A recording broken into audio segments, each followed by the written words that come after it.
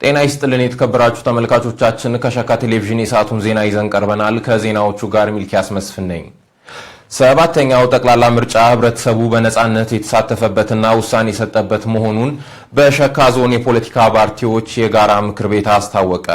ህብረተሰቡ በነቂስ ወጥቶ መምረጡ ኢትዮጵያን አሸናፊ ያደረገ እንደነበር ምክር ቤቱ ይፋ አድርጓል። ታሪኩ ታደሰ ተጨማሪ አለው።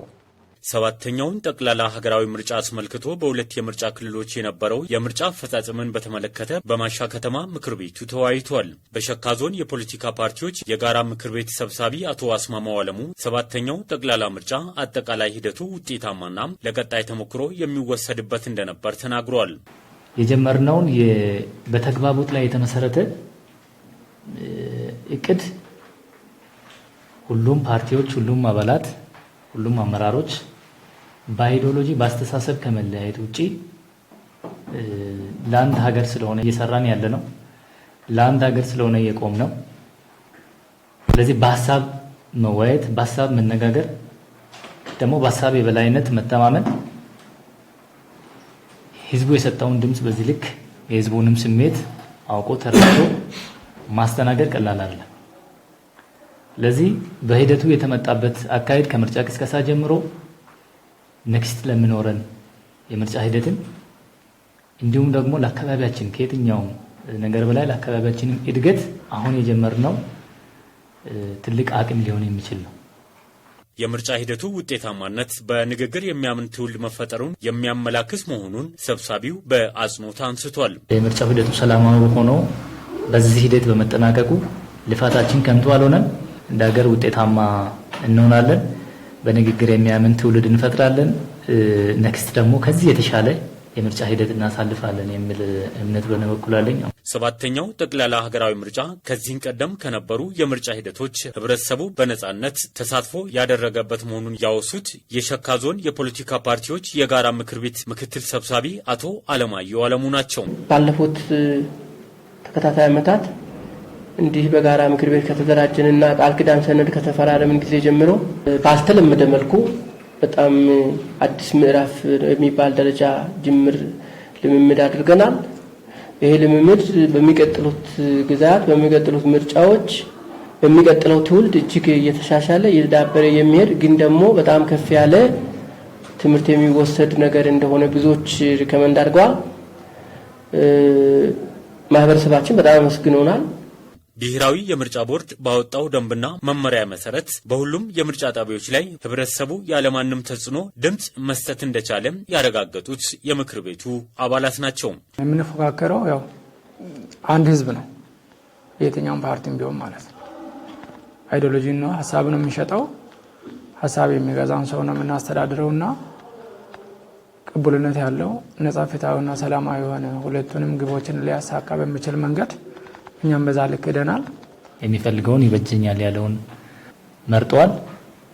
በዚህ ሂደት ውስጥ ደግሞ ይሄ በቀላል የመጣ ነገር አይደለም። ሁላችንም ዋጋ ከፍለናል፣ ደክመናል፣ ሰርተናል። ከሚመጣው ውጤት በላይ የምርጫው ሰላማዊነት ላይ እየተነጋገርን የመጣንበትን ስራ ፍሬውን አይተናል ማለት ነው። አልፎ አልፎ የሚንጸባረቁ ጥቃቅን ስህተቶችን በመከባበር እየፈታን እዚህ ደርሰናል ያሉት የምክር ቤቱ አባላት ቀጣይ ያለውን ሂደት በአግባቡ መምራት እንደሚገባም ጠቁመዋል። ከዚህ በፊት ያሳለፍናቸው ምርጫዎች ወይም ያሳለፍናቸው ዘመኖች እንደዚህ አይነት ነገር አልነበረም። ፈጣሪ ደርሶ ይሄ ነገር ደግሞ በእኛ እድሜ ደርሷል። ይሄ ነገር የተሻለ ደግሞ ለልጆቻችን ወይም ደግሞ ለቀጣይ ትውልድ ለማስተላለፍ የራሳችን ኃላፊነት ሊጠበቅ ይችላል። በአንድም በሌላ ምክንያት በሁሉም ፓርቲ ደረጃ የሚስተዋሉ ጥቃቅን ጉድለቶች ነበሩ።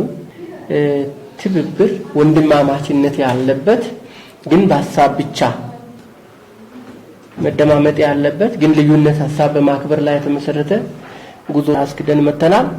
በመጨረሻም በብሔራዊ ምርጫ ቦርድ ጥቅል ውጤት እስከሚገለጽ እጩዎችና አባላት በትዕግስት እንዲጠባበቁም የጋራ ምክር ቤቱ አሳስቧል። በከተማዋ የነዳጅ አቅርቦት ያለማቋረጥ በመኖሩ ተገቢውን አገልግሎት በመስጠት ላይ እንገኛለን ሲሉ ከቴፒ ከተማ ያነጋገርናቸው አሽከርካሪዎች ተናገሩ። በዞኑ የነዳጅ አቅርቦት ተደራሽ ለማድረግ ትኩረት ሰጥቶ መሰራቱንም የሸካ ዞን ንግድ ገበያ ልማትና ኢንቨስትመንት መምሪያ ገልጿል። ምንታምር አስፋው ያዘጋጀችውን ጥንቅር ኤልያስ ታሪኩ እንደሚከተለው ያቀርበዋል። ያነጋገርናቸው የቴፒ ከተማ አሽከርካሪዎች እንደገለጹት በከተማዋ ያለምንም መቋረጥ የነዳጅና ናፍጣ አቅርቦት መኖሩን ጠቁመዋል። ከሌላው አካባቢ በእውነት ለመናገር የተሻለ ነው። እንደ ሀገር ችግር ቢኖርም የተሻለ ነው። በኩፖንም ይሁን በምን ንግድ ቢሮዎች ባላቸው እንቅስቃሴ ያው እየሰጡን ነው። አጥጋይ ባይሆንም እየሰጡን ነው። ከዚህ የተሻለ ቢሆን ጥሩ ነው። አሁን ባለው ሁኔታ ግን ጥሩ የተንቀሳቀስን ነው። እንደኛ አካባቢ ከሌላ አካባቢ ይሻላል ነው ማለት ያው እርካታ ባይኖረውም ያው ይመስገነው እንደ ሌላው አካባቢ ባይሆንም ይሻላል አላጣንም። የኖክ ማደያ ስራ አስፈጻሚ ተወካይ የሆኑት አቶ አንዱዓለም አንተነህ በበኩላቸው በከተማዋ ለሚገኙ አሽከርካሪዎች ከከተማዋ ንግድና ኢንዱስትሪ ጽሕፈት ቤት ጋር በመቀናጀት ያለምንም ክፍተት ነዳጅና ናፍጣ በማቅረብ ላይ መሆናቸውን ተናግረዋል። እንደ ሸካ ዞን የነዳጅ አቅርቦት ሲታይ እኛ ጋር በጥሩ ሁኔታ እየሄደ ይገኛል። ያም ማለት መንግስት በሚልክልን እንዲሁም ደግሞ ማደያዎች በሚልኩልን መሰረት ስርጭቱን ከንግድ ቢሮዎች ጋር አንድ ላይ በመሆን አቅርቦቱን በጥሩ ሁኔታ ለህብረተሰቡ እያዳረስን ነው ያለነው። የቴፒ ከተማ አስተዳደር ኢንዱስትሪና ንግድ ጽሕፈት ቤት ኃላፊ ወይዘሮ አብነት አደራሩ እንደገለጹት በከተማዋ 5 ማደያዎች እንዳሉ ጠቁመው ከባለድርሻ አካላት ጋር በመቀናጀት በተገቢው አገልግሎት መስጠት ላይ መሆናቸውንም ጠቁመዋል። ከተማችን ወደ 5 ማደያዎች አሉ። 5 ማደያዎቹ ያው አገልግሎት አሰጣጡ ላይ በምንመለከትበት ሰዓት ላይ ሁሉም ህዝብን ለማገልገል ዝግጁ የሆኑ የማደያ ባለሀብቶች ናቸው ያሉትና ከነሱ ጋር ተናበን ነው የምንሰራው። ተናበን ነው የምንሰራው ስላችሁ ደግሞ ችግሮች ሲያጋጥሙን ደግሞ በጋራ በውይይት የፈታን ነው። የሸካ ዞን ንግድ ገበያ ልማትና ኢንቨስትመንት መምሪያ ኃላፊ ወይዘሮ ትዕግስት ከበደ በበኩላቸው የነዳጅ ምርት አቅርቦት ችግር ለመቅረፍ ድጎማ እያደረገ እንደሚገኝ ተናግረው በህገወጥ መንገድ ምርቱ እንዳይባክን በዞን ደረጃ በርካታ ክትትሎችን በማድረግ እየተሰራ እንደሆነም ጠቁመዋል። ነዳጅን ምርት ስርጭትና ቁጥጥርን በሚመለከት እንደ ማንኛውም ሸቀጥ የትኛውም ቦታ ላይ የሚገኝ ምርት አይደለም። ለዚህም ተብሎ በሀገር ደረጃ አዋጅ ወጥቶ በአዋጅ እየተመራ ያለ ምርት ነው። ከምስራቅ አፍሪካ ካሉት ሀገራት እጅግ ከፍተኛ ድጎማ በማድረግ ነው ከውጭ ሀገር ነዳጅና ቤንዚልን ወደ ሀገር ውስጥ የምታስገባ። ያ እጅግ በጣም በርካታ ወጪ ወጥቶ ድጎማ ተደርጎ እየገባ ያለው ምርት ደግሞ በዜጎች ኑሮ ላይ ጫና እንዳያሳድር ነው ታሳቢ ተደርጎ በአገር ደረጃ ድጎማ እየተደረገ ያለው። ድጎማ ሲደረግ ታችኛው ነዳጅ የሚያመጡ ካምፓኒዎች ድጎማ ተደርጎላቸው ወደ ሀገር ውስጥ እንዲገባ የሚደረገው ትራንስፖርት ላይ ግለሰቦችን እንደፈለጉ ዋጋ እንዳይጨምሩ ዜጎች የመክፈል አቅምን ታሳቢ ያደረገ ትራንስፖርት ፍሰት እንዲኖርና እንዳጠቃላይ ደግሞ ሀገራችን ነዳጅ አምራች ሀገር ባለመሆኗ እነኚህ ችግሮችን ታሳቢ በማድረግ ነው ከፍተኛ ድጎማ እየተደረገ እየገባ ያለው። ይሄ ከፍተኛ ድጎማ እየተደረገ ወደ ሀገር ውስጥ እየገባ ያለው ምርት ደግሞ በህገ ወጥ ደላሎችና አላስፈላጊ ቦታ ላይ መጥፋት የለበትም ተብሎ ነው አዋጅም ደንብም ወጥቶ ስራ ላይ የዋለውና እንደኛ ክልልም የተለያየ መመሪያዎች ወጥቶ ነው ይሄ ምርት ቁጥጥርና ክትትል እየተደረገ ያለው።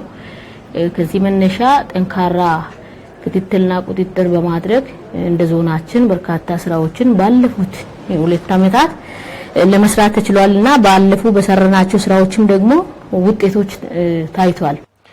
የቴፒ መለስተኛ አየር ማረፊያ በትራንስፖርት ላይ ያለውን እንግልት ያስቀረ ነው ሲሉ የበረራው አገልግሎት ተጠቃሚዎች ተናገሩ። መለስተኛ አየር ማረፊያው ለተጠቃሚዎች ተገቢውን አገልግሎት በመስጠት ላይ መሆኑም ተጠቁሟል። ወንድማገኝ ገሪቱ ያዘጋጀውን ዘገባ ሄርሜላ ታይቶ እንደሚከተለው ታቀርቧለች። በ1950ዎቹ የተለያዩ አገልግሎቶችን ይሰጥ የነበረው የቴፒ መለስተኛ የአየር ማረፊያ ለብዙ ዓመታት ተቋርጦ የነበረ ቢሆንም ከአቪዬሽን ባለስልጣንና ሌሎች አካላት ጋር በመሆን የሸካ ዞን አስተዳደር ዳግም ወደ ስራ ማስገባቱ ይታወቃል። በዚህም የመጀመሪያ በረራ ተጠቃሚዎች እንደገለጹት በትራንስፖርት ዘርፍ በሸካ ዞን ከዚህ በፊት ከፍተኛ ችግር መኖሩን ገልጸው አሁን የተጀመረው በረራ ያለውን እንግልት የቀነሰና ለተገልጋዩ ምቹና ቀልጣፋ የትራንስፖርት አገልግሎት እየሰጠ ነው ብለዋል። በጣም ደስ ይላል። በጣም ኮምፎርቴብል ነው። ደስ ይላል። እንደዚህ ያልጠበቅንም በጣም ደስ የሚል ነው። የሆነ የፌክ ምናምን መስሎኝ ነበረ። እዛ ስገባ ራሱ ኤርፖርት ስገባ አረ ገና አልተጀመረም እኮ ምናምን ስሉን እንዲሁም ምንድነው ይሄ ነገር ምናምን ብለን ነበረ። ግን ከዛ በኋላ ደወለልኝና ጠብቀ ስለኝ ይኸው 2 ደቂቃ ነው የምመጣው ጠብቀኝ ስለኝ እስከማገኘው አላመንኩም። ግን ደግሞ አሁን ደግሞ በዚቹ ሰዓት ውስጥ ደግሞ መጥቼ እዚህ ጋር በመገኘቴ ደግሞ በጣም ትልቅ ደስታ ነው የተሰማኝ። በተመጣጣኝ ዋጋ የትራንስፖርት አገልግሎት እያገኙ መሆናቸውን የተናገሩት መንገደኞች የመጀመሪያ አገልግሎቱ ተጠቃሚ በመሆናቸው ከፍተኛ ደስታ እንደተሰማቸው ጠቁመዋል። ሲስተሙ መጀመሪያ ፈታን ነበር የእውነት ማለት ከመሸም ነበር የሰማነው። ከዛ በኋላ ግን ኤርፖርት ከገባን በኋላ ያለው እንክብካቤያቸው ምንም ደስ ይላል በጣም። የነበረውን የትራንስፖርት ችግር ከመቅረፍ በተጨማሪ ሸካ ዞን እምቅ የተፈጥሮ ሀብት ያለበት በመሆኑ ይህን ለቱሪስት መዳረሻ ለማድረግና አካባቢ ያለውን ምርት ለማስተዋወቅ በረራ አገልግሎት መጀመሩ ትልቅ አስተዋጽኦ እንዳለውም የሸካ ዞን ዋና አስተዳዳሪ አቶ አበበ ማሞ ተናግረዋል። የፍላይት ቡኪንግ አስተባባሪ አቶ ብሩክ በለጠ በበኩላቸው የትራንስፖርት አገልግሎት ለማግኘት ቡኪንግ አፕ የተሰኘውን መተግበሪያ ከአፕ ስቶር በማውረድ ባሉበት ሆነው ትኬት መቁረጥ የሚችሉ መሆኑን ተገልጿል። የቡኪንግ ሲስተሙን የምናስተባብር የአይቲ ባለሙያንን እንዳያችሁት ኮሜርሻል ፍላይቱ ዛሬ ተጀምሯል። ሰክሰስፉሊ ኮሙኒኬት ባደረግናችሁ በድረገጻችን ላይ ካለው አፕ ዳውንሎድ በማድረግ ቡክ ያደረጉ ፓሴንጀሮች ከአዲስ አበባ ተነስተው ዛሬ ሰክሰስፉሊ ቴፒ ደርሰዋል። እዛው የፌስቡክ ፔጃችን ላይ የቴፒ ግሪን ኮፊ ፌስቡክ ፔጃችን ላይ የገለጽነው መረጃና ሊንክ በመጠቀም ቡክ ማድረግ ይችላሉ። አፑን ዳውንሎድ በማድረግ በጣም ቀላል ነው። የዛሬን ፓሴንጀሮች ያለምንም ኮሙኒኬሽን አፑን ዳውንሎድ በማድረግ ተጠቅመው ነው ቡክ አድርገው ከአዲስ አበባ ወደ ቴፒ ፍላይቱን ተጠቅመው መምጣት የቻሉት። በዚህም ተገልጋዮች ያለምንም እንግልት መጠቀም መጀመራቸውን የገለጹት አቶ ብሩክ የአካባቢው ማህበረሰብ ይህን አገልግሎት መጠቀም እንዳለበት አሳውቀዋል። ለቱሪዝም፣ ለኢኮኖሚው እንግዲህ እንደምታዩት አካባቢው በጣም በተፈጥሮ እንትን የታደለ አካባቢ ነው። ለቱሪስት መስህብ መሆን የሚችል አካባቢ ነው። እንደገና ደግሞ ቡና በብዛት የሚመረትበት አካባቢ ነው። ለዛውም ቆንጆ ቡና። የኛም አንድ እህት ኩባንያችን ቴፒ ግሪን ኮፊ ይሄንን ቡና አምራች ነው። ቡና ሳምፕል ለመላክ ወደ አዲስ አበባ ለመሄድ ሌሎች የኮሚዲቲ እቃዎችን ሌሎች መረጃዎችን በፍጥነት ኖት ኦንሊ የንግድ እቃዎችን ብቻ አይደለም፣ ሜዲካል ኢመርጀንሲዎች አሉ። ለሕክምና ሰዎች ታመው ወደ አዲስ አበባ ለመሄድ ሊሆን ይችላል። ከፍተኛ የተሻለ ሕክምና ወዳለበት ቦታ ለመሄድ ይችላል።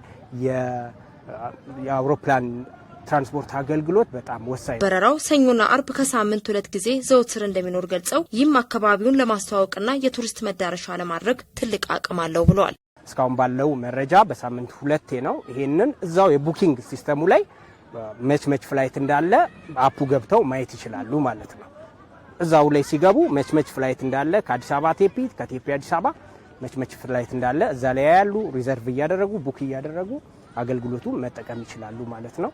በመጨረሻም ይቅርታ ማድረግ በግል ሕይወትም ሆነ በማህበራዊ ግንኙነት ሰላምን ለማጠናከር የሚያገለግል አስፈላጊ እሴት ነው ሲሉ ከሸካ ዞን ማሻ ከተማ ያነጋገርናቸው ነዋሪዎች ገለጹ። ይቅርታ በማድረጋቸው ውጤታማ የማህበራዊ ግንኙነት ማጠናከር መቻላቸውንም ጠቁመዋል። ጥንቅሩ የወንድማገኝ ገሪቶ ነው። ሊዲያ ታምሩ ተጨማሪ አላት። በተለያዩ ግጭቶች የተነሳ ሰዎች ቂም በቀል ቋጥረው ከመታየት ወጥተው በይቅርታ መታየት ሲችሉ አዲስ የህይወት መንገድ እንደሚከፍቱም ይናገራሉ። ሰው ልጅ ባጠፋው ልክ ደግሞ ከመኮነን ይልቅ ይቅርታ ስናደርግ